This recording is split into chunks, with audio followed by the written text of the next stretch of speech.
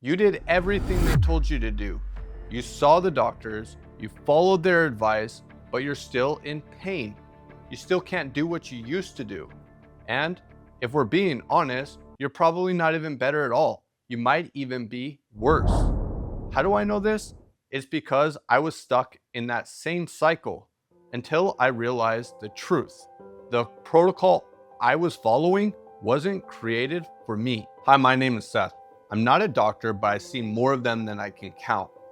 I've been scanned multiple times, stretched like a pretzel, body slammed by chiropractors, poked with needles, and more. I was told that the pain was all in my head. I was told that I needed to rest. I was told that the pain was something I would have to live with for the rest of my life.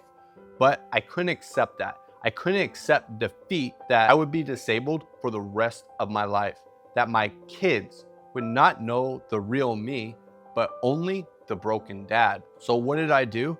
I stopped listening to wrong advice that wasn't working, and I started to learn.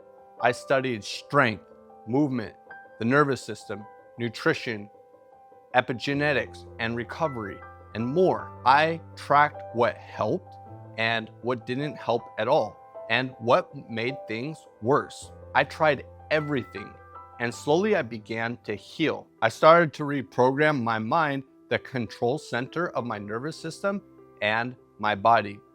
I don't just feel better today, I feel stronger. And I am teaching others how to do the same. Not through quick fixes or magic pills, but through methods that work, methods that last with no side effects. These 4 pillars that I will share with you changed everything for me. They're the reason I can train again. They're the reason I don't live in fear of the next setback, and the way I can quickly bounce back if I backslide. It's called the Iron Code formula. 4 pillars of unbreakable strength. To heal, I had to rebuild my body from the foundation up, one principle at a time. This is the code I live by. These 4 pillars are how I went from being fragile and disabled to strong, pain-free, and resilient to future injuries. If you want strength that holds firm when life hits you in the gut, this is the formula. And it all starts with listening to your body the right way, because pain is a signal. And if you don't interpret it correctly, it will lie to you. Pillar 1, the smokescreen principle. Pain is the signal, not the source. Pain may get your attention, but it doesn't mean that's where the problem is. Just like smoke appearing doesn't mean that's where the fire is burning. If you treat the site of pain, you're likely missing the root cause, like throwing a bucket of water on smoke instead of the fire.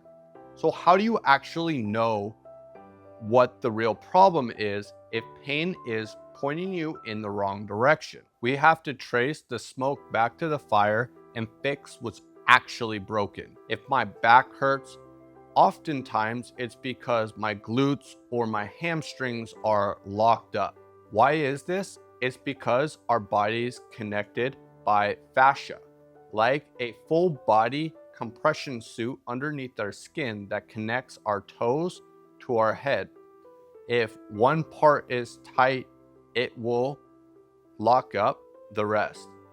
If one part gets tight or stuck, it pulls on other areas, creating pain somewhere else. Try making a fist. Notice how your forearm and even your upper arm and shoulder all contract.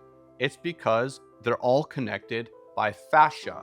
It's like a series of dominoes. Fascia is the sequence that connects them together. As one contracts, fascia will then contract another muscle and another besides that, and then you have tendons and ligaments. Now imagine all your muscles connected by strings. If one of those strings gets stiff or stuck, then the others have to work harder to make up for it, and they will feel more tension and pain. So if we take a resistance band here, and let's say this is your tendons in your body, if this is the full range of motion and then half of it gets locked up because it's stiff and tight, then what happens when we try to make the same amount of range of motion? One, we cannot make the same range of motion anymore, but also attempting to do so, we're putting more strain on the other half. So this is what happens when your hamstrings, your glutes get locked up. That's the half of the resistance band that's all locked up, that's not moving. And then your back starts to feel all the pain, even though it's not the problem, because that's where all the tension is building because it's the only one moving. And it makes sense if you look at how we live. We drive to work, sitting in our vehicles.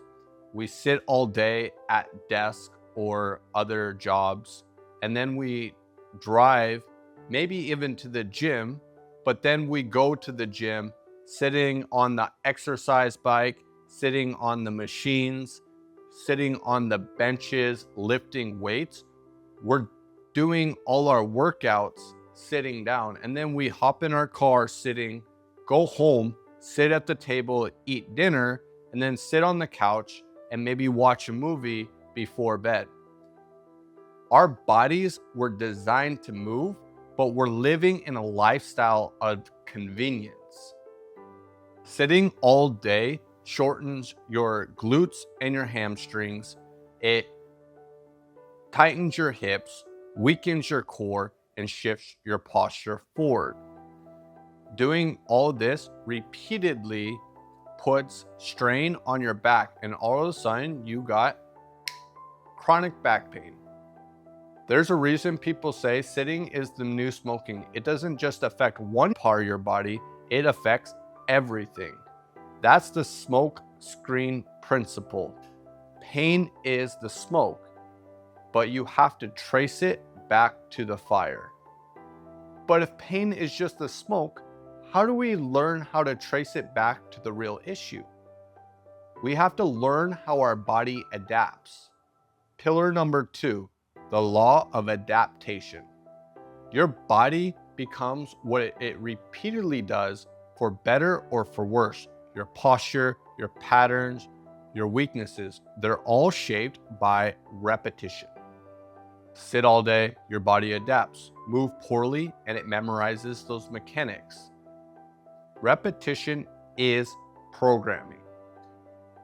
You'll be stronger or weaker by what you do consistently. Have you ever driven a car with worn out shocks? Every single bump sends a jolt through the frame of the vehicle into your spine. You feel everything. Now, let us think about running. When you run while you're heel striking, you'll feel every single impact when you hit the floor, because that energy will be shocked through your body and throughout your back. However, when you run on the forefoot of your feet, you will absorb that energy and rebound it like a spring.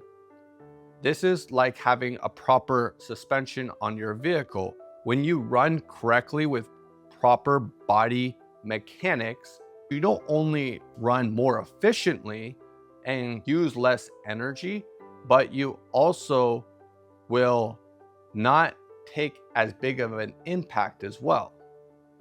If you don't believe me, just jump and land straight on your heels. You'll feel that impact shake through your entire body. This is how it is when you run improperly. When I was a teenager, I used to lift quite often, but then I ended up breaking my fingers and I was in casts. I couldn't lift anymore, and I began to take up running. I started with 1 mile and then worked my way up to 10 miles 3 times a week. However, I couldn't do more, even though it was physically easy for me. The pain was too intense. I had brutal shin splints, my traps and my neck locked up, and I was in so much pain because of how I was running. I didn't know it back then, but I was heel striking the whole entire time. And that shockwave went through my entire body and created terrible problems for me. And that followed me for years. I didn't realize this until years later that I was heel striking. But after I learned how to run correctly, I was able to fix my problem. The problem is that I grew up with an elevated heel with the shoes that I was wearing. These elevated heel shoes change the way your body mechanics work.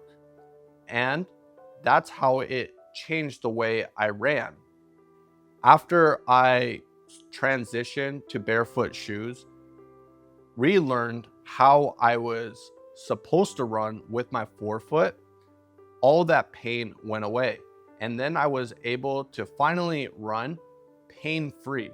That took years to finally learn that concept.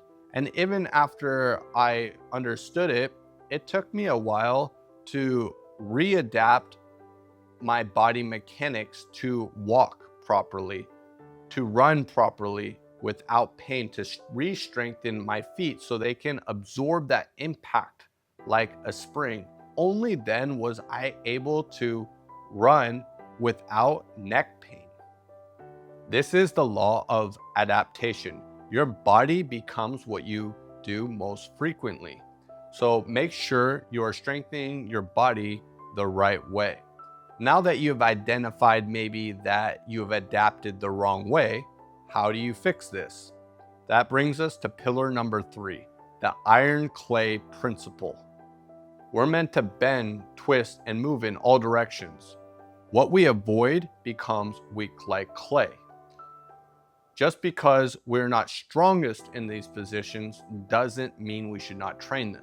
Quite the opposite. We should definitely train these positions so they don't become the weakest chain in the link. Because in the end, that's where the injury is going to occur. I've been in over 12 car accidents and my spine was heavily damaged. Doctors told me not to bend or twist under load to avoid anything that hurts.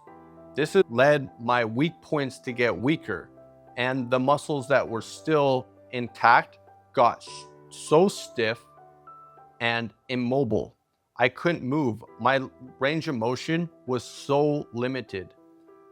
It took me an hour to pick up my kids' toys off the ground and put them away, and something that took my wife only 5 minutes. However, things started to change for me when I started to reprogram my nervous system, because I started to listen to people like Ben Patrick from ATG, who helped me regain my movement. This isn't enough though to bulletproof your body. This is just the beginning. To be truly unbreakable, you need an incredibly strong structure. You need to learn to use your body as one unit because it is stronger when it works together. For example, if you take a stick and try to break it, it is easy. But if you take a bundle of sticks and try to break it, it is hard. It is because they are working together. This is the result of pillar number 4, the structural integrity code. If you take a car and flip it upside down, it will crush itself over its own weight. Not because the car isn't necessarily weak, but because it was not designed to be that way. It was designed to be upright. So when you think about our spine, it is not much different. It is structurally stronger in one position. When you can stack your spine, that's when you become the strongest, when you can generate the most amount of force. But think about a stack of blocks, and if you shift one of those blocks, it becomes unstable. As soon as a breeze comes by, it will blow it down, like the game Jenga. So when you lift weight, it is stronger when your spine is in alignment. But when it comes to our real world, we don't carry things on even ground. In the gym, it is a completely neutral environment, completely flat terrain, perfect ground for deadlifting, for squatting. And when we lift these weights, it's the same height off the ground every single time. In the gym, when the weight increases, the size does not. However, when we lift things in the real world, as the weight increases, so does the size. This matters because it is in the real world where most likely our injuries will occur. If we're picking up a heavy couch, a dresser, an AC unit, these things are relatively heavy. Even if they are lighter than the weight that we're used to in the gym, we're not lifting it with the same positions. We're not grabbing it with a perfect grip. We're not walking on even ground. We're wrapping our arms around it. We're rounding our backs and not having a neutral spine. We're twisting to bend over to pick it up, and we're carrying up stairs. We're carrying it across the yard that has inclines and potholes. This is the real world. And so if we want to be strong and bulletproof our spine and our body from injury, we need real world strength. We need to learn to lift things in a different way that will strengthen our bodies for the real world. So you don't want to just train your body for the perfect circumstances when there's no outside elements, but you want to train your body to respond to any environmental impact when you're carrying heavy objects. Great tools for these are kegs, sandbags, and even boulders. Strong men have been using these for centuries because when you pick them up, you're rounding your back. As the weight increases, they get bigger in size. You're going to become more functional and have real world strength that transfers over. But more importantly, you're going to ensure that you don't have injuries in the future for lifting something incorrectly in the real world. This is how you bulletproof your spine. This is what real world strength looks like.